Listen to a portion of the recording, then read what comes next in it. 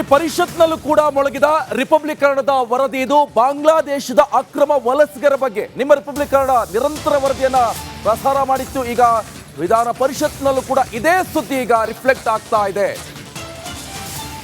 ಬಾಂಗ್ಲಾದೇಶದ ಅಕ್ರಮ ವಲಸಿಗರ ಬಗ್ಗೆ ಪ್ರಸ್ತಾಪ ಮಾಡಿದ್ದಾರೆ ಬಿಜೆಪಿ ಪರಿಷತ್ ಸದಸ್ಯ ಡಿಎಸ್ ಅರುಣ್.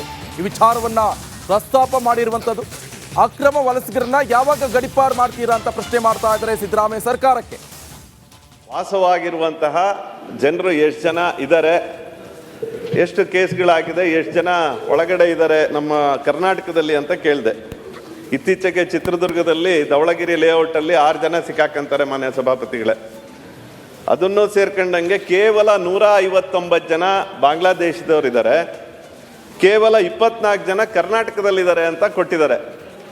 ಮಾನ್ಯ ಸಭಾಪತಿಗಳೇ, ನಾವು ಈ ಎಸ್ಟೇಟ್ಗಳಲ್ಲಿ ಹೋದಾಗ, ಈ ಹೋಮ್ ಸ್ಟೇಗಳಲ್ಲಿ ಹೋದಾಗ, ಈ ರೀತಿ ಎಲ್ಲೆಲ್ಲಿ ಹೋಗ್ತೀವೋ ಅಲ್ಲಿ ನೋಡಿದ್ರೆ ನಮಗೆ ಗೊತ್ತಾಗುತ್ತೆ ಅಲ್ಲಿ ಯಾವ ದೇಶದಿಂದ ಇವ್ರು ಬಂದಿರ್ಬೋದು ಅಂತ. Karnataka has become A paradise for them. ಇದಕ್ಕೊಂದು ಟೀಮ್ ಇದೆ ಮಾನ್ಯ ಸಭಾಪತಿಯವರೇ. ಅವರಿಗೆ ಪಾನ್ ಕಾರ್ಡಿಂದ ಹಿಡ್ದು, ಆಧಾರ್ ಕಾರ್ಡಿಂದ ಹಿಡ್ದು, ವೋಟರ್ ಐ ಡಿಯಿಂದ ಹಿಡ್ದು ಎಲ್ಲದನ್ನೂ ಮಾಡಿಕೊಡ್ತಾರೆ ಬಂದವರಿಗೆ. ಮಾನ್ಯ ಸಭಾಪತಿಗಳೇ, ನಾನು ಈ ಬಾಂಗ್ಲಾದೇಶದವರು ಮತ್ತು ಈ ಪಾಕಿಸ್ತಾನದಿಂದ ಬರೋರು ಇದು ಹೊಸದಾಗಿ ಏನಾಗ್ತಾ ಇಲ್ಲ. ಬಾಂಗ್ಲಾದೇಶದ ಬಾರ್ಡರ್ನಲ್ಲಿ ಅಲ್ಲಿ ಲಕ್ಷಾಂತರ ಜನ ಭಾರತಕ್ಕೆ ಬಂದಿದ್ದಾರೆ.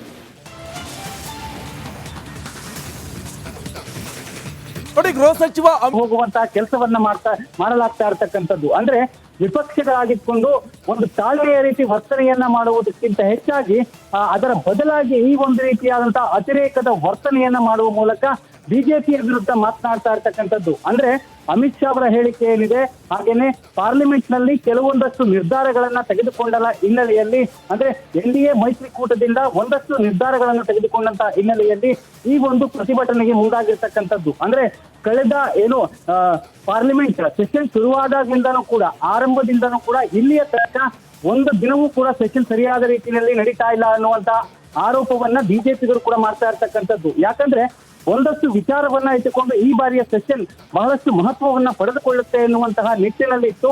ಆದ್ರೆ ರಾಜ್ಯಸಭೆ ಹಾಗೂ ಲೋಕಸಭೆ ಎರಡರಲ್ಲೂ ಕೂಡ ಯಾವುದೇ ರೀತಿಯಾದಂತಹ ಒಂದಷ್ಟು ಅಭಿವೃದ್ಧಿ ಕಾರ್ಯಗಳ ಬಗ್ಗೆ ಆಗಿರ್ಲಿ ಅಥವಾ ಒಂದಷ್ಟು ಹೆಲ್ದಿ ಚರ್ಚೆಗಳು ಎಲ್ಲೂ ಕೂಡ ಆಗ್ಲಿಲ್ಲ.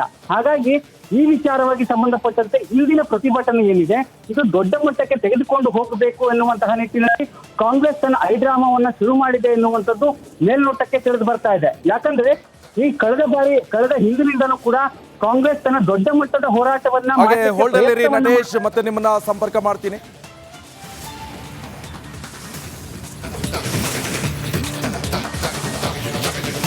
ಒಂದ್ ಕಡೆ ಪ್ರತಿಭಟನೆ, ಇನ್ನೊಂದ್ ಕಡೆ ಸಂಸದರೊಬ್ಬರನ್ನ ತಳ್ಳಿದ್ರ. ಹಾಗಾದ್ರೆ ರಾಹುಲ್ ಗಾಂಧಿ ಸಂದರ್ಭದಲ್ಲಿ ಪ್ರತಿಭಟನೆಯ ವೇಳೆ ರಾಹುಲ್ ತಳ್ಳಿದ ಆರೋಪ ಕೂಡ ಎದುರಿಸ್ತಾ ಇದ್ದಾರೆ. ಬಿಜೆಪಿ ಸಂಸದ ಪ್ರತಾಪ್ ಸಿಂಗ್ ಸಾರಂಗಿ ಈ ಆರೋಪವನ್ನು ಮಾಡ್ತಾ ಇದ್ದಾರೆ. ಸಂಸದ ಪ್ರತಾಪ್ ಸಿಂಗ್ ಸಾರಂಗಿಗೆ ಗಾಯಗಳಾಗಿವೆ ಅನ್ನುವಂಥ ಡೀಟೇಲ್ಸ್ ಸಿಗ್ತಾ ಇರುವಂಥದ್ದು. ಸಂಸದರೊಬ್ಬರನ್ನ ತಳ್ಳಿದ್ರ. ಹಾಗಾದ್ರೆ ಈ ಪ್ರತಿಭಟನೆ ಸಂದರ್ಭದಲ್ಲಿ, ಪ್ರತಿಭಟನೆಯ ವೇಳೆ ರಾಹುಲ್ ಗಾಂಧಿ ಅವರು ತಳ್ಳಿರುವಂತ ಆರೋಪ ಕೇಳಿ ಬರ್ತಾ ಇದೆ. ಅದು ಕೂಡ ಬಿಜೆಪಿಯ ಸಂಸದರಾದಂಥ ಪ್ರತಾಪ್ ಸಿಂಗ್ ಅವರನ್ನ ತಳ್ಳಿದ್ದಾರೆ ಎನ್ನುವಂತ ಆರೋಪ ಇದೆ. ದೊಡ್ಡ ಮಟ್ಟದ ಪ್ರತಿಭಟನೆಗೂ ಕೂಡ ಸಾಕ್ಷಿಯಾಗುವಂತ ಎಲ್ಲ ಲಕ್ಷಣಗಳು ಕೂಡ ಕಂಡು ಬರ್ತಾ ಇದೆ. ಈ ಬಗ್ಗೆ ಹೆಚ್ಚಿನ ಡೀಟೇಲ್ಸ್ ಅನ್ನ ಕೊಡ್ತಾ ಇದ್ರು ನಮ್ಮ ದೆಹಲಿ ಪ್ರತಿನಿಧಿ ನಟೇಶ್, ಈಗಾಗಲೇ ನೀವು ಎಕ್ಸ್ಪ್ಲೇನ್ ಮಾಡ್ತಾ ಇದ್ರು ಸಂದರ್ಭದಲ್ಲಿ ರಾಹುಲ್ ಗಾಂಧಿ ಅವರು ತಳ್ಳಿದ್ದಾರೆ ಎನ್ನುವಂತ ಆರೋಪ ಈಗ ಕೇಳಿ ಬರ್ತಾ ಇರುವಂತದ್ದು ಏನಿದು ಅಂತ.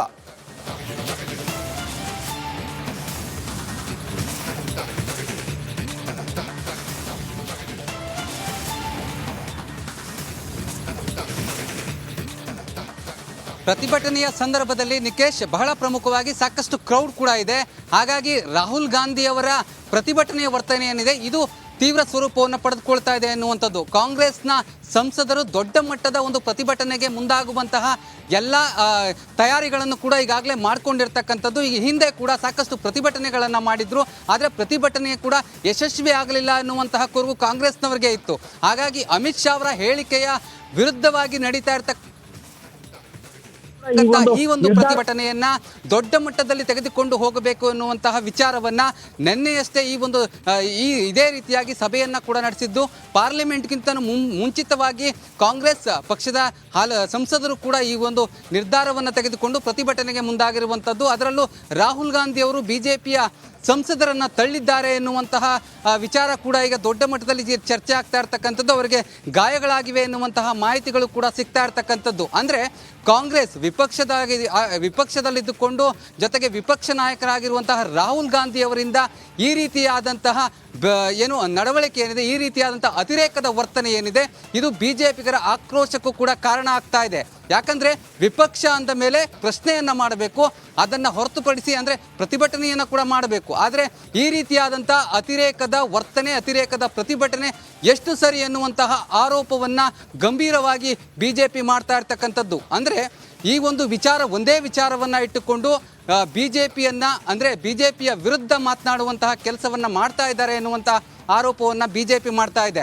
ಆದ್ರೆ ವಿಪಕ್ಷವಾಗಿದ್ದುಕೊಂಡು ಅಂದರೆ ದೊಡ್ಡ ಮಟ್ಟದಲ್ಲಿ ಪ್ರತಿಭಟನೆಯನ್ನ ಮಾಡಲಿಕ್ಕೆ ಮುಂದಾಗಿರ್ತಕ್ಕಂಥ ಸಂದರ್ಭದಲ್ಲಿ ಈ ರೀತಿಯಾದಂಥ ವರ್ತನೆ ಸರಿಯಲ್ಲ ಅನ್ನುವಂತಹ ವಿಚಾರಗಳು ಕೂಡ ಈಗ ವ್ಯಕ್ತ ಆಗ್ತಾ ಇರ್ತಕ್ಕಂಥದ್ದು. Nikesh, okay, thank you Natesh ನಿಮ್ಮೆಲ್ಲ ಮಾಹಿತಿಗೆ. ನೋಡಿ, ಆ ದೃಶ್ಯವನ್ನು ಕೂಡ ನೀವು ಗಮನಿಸ್ತಾ ಇರಬಹುದು. ಎಕ್ಸ್ಕ್ಲೂಸಿವ್ ದೃಶ್ಯಾವಳಿ ಇದು. ನೋಡಿ, ಅವರಿಗೆ ಗಾಯಗಳಾಗಿವೆ ಅನ್ನುವಂಥ ಡೀಟೇಲ್ಸ್ ಈಗಾಗಲೇ ನಾವು ಹೇಳಿದ್ವಿ. ಎಕ್ಸ್ಕ್ಲೂಸಿವ್ ದೃಶ್ಯ ಇದು ನೀವು ಗಮನಿಸ್ತಾ ಇದ್ರೆ. ಇದು ಬಿಜೆಪಿಯ ಸಂಸದರಾದಂಥ ಪ್ರತಾಪ್ ಸಾರಂಗಿ ಅವರಿಗೆ ಗಾಯಗಳಾಗಿರುವಂಥದ್ದು. ಸದ್ಯ ಈಗ ಆಂಬುಲೆನ್ಸ್ ಮುಖಾಂತರವನ್ನ ಹಾಸ್ಪಿಟ್ಲಿಗೂ ಕೂಡ ಕರ್ಕೊಂಡು ಹೋಗ್ಲಾಗ್ತಾ ಇರುವಂತಹ ದೃಶ್ಯವನ್ನ ನೀವು ನೋಡ್ತಾ ಇದ್ರೆ. ಅವರು ಕೆನ್ನೆ ಅಂದ್ರೆ ಕಿವಿ ಭಾಗದಲ್ಲಿ ಹಿಡ್ಕೊಂಡಿದ್ದಾರೆ. ಮೋಸ್ಟ್ಲಿ ಅಲ್ಲಿ ರಕ್ತಸ್ರಾವ ಆಗ್ತಾ ಇದೆಯೇನೋ ಗೊತ್ತಿಲ್ಲ. ಸೊ ಈಗ ನೀವು ಆ ದೃಶ್ಯವನ್ನು ಕೂಡ ನೀವು ಗಮನಿಸ್ತಾ ಇರ್ಬೋದು. ಬಿಜೆಪಿಯ ಸಂಸದರಾದಂಥ ಪ್ರತಾಪ್ ಸಿಂಗ್ ಸಾರಂಗಿ ಅವರನ್ನ ರಾಹುಲ್ ಗಾಂಧಿ ಅವರು ತಳ್ಳಿದ್ದಾರೆ ಎನ್ನುವಂತ ಆರೋಪ ಇದೆ. ನೋಡಿ, ಆ ದೃಶ್ಯವನ್ನ ನೀವು ನೋಡ್ತಾ ಇರಬಹುದು. ಈ ಕಡೆಯಲ್ಲಿ ಅವರಿಗೆ ಗಾಯಗಳಾಗಿವೆ, ಸ್ವಲ್ಪ ಏಜ್ ಆಗಿದೆ ಅವರಿಗೆ. ಮತ್ತೆ ಇಂತಹ ಸಂದರ್ಭದಲ್ಲಿ ಏನಾದ್ರೂ ಹೆಚ್ಚು ಕಮ್ಮಿ ಆಗ್ಬಿಟ್ರೆ ಈ ತಳ್ಳಾಟ ನೂಕಾಟ ಎಲ್ಲ ಇರುತ್ತೆ ಕ್ರೌಡ್ ಇರುವಂತಹ ಸಂದರ್ಭದಲ್ಲಿ. ನೋಡಿ, ಸಂಸತ್ ಭವನದ ಹೊರಗೆ ಭಾರಿ ಹೈ ಡ್ರಾಮಾ ನಡೀತಾ ಇದೆ. ಸೊ ಒಂದ್ ಕಡೆ ಸಂಸದ ಪ್ರತಾಪ್ ಸಿಂಗ್ ಸಾರಂಗಿ ತಳ್ಳಿದ್ರ ಹಾಗಾದ್ರೆ ರಾಹುಲ್ ಗಾಂಧಿ ಎನ್ನುವಂತ ಪ್ರಶ್ನೆ. ಬಿಜೆಪಿ ಸಂಸದ ಪ್ರತಾಪ್ ಸಿಂಗ್ ಸಾರಂಗಿಗೆ ಗಾಯಗಳಾಗಿವೆ. ಸಂಸತ್ ಭವನದ ಹೊರಗೆ ಇದು ನಡೀತಾ ಇರುವಂತ ಹೈ ಡ್ರಾಮಾ ಇದು.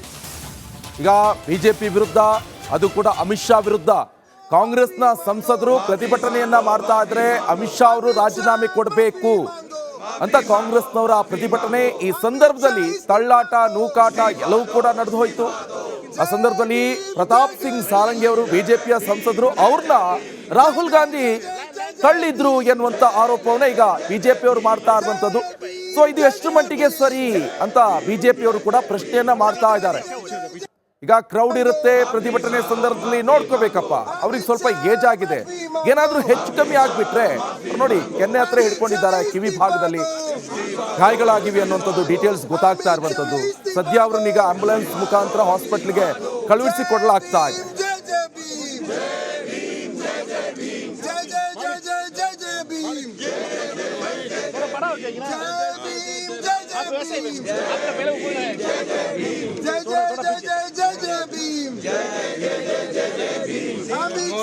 Mafi mango.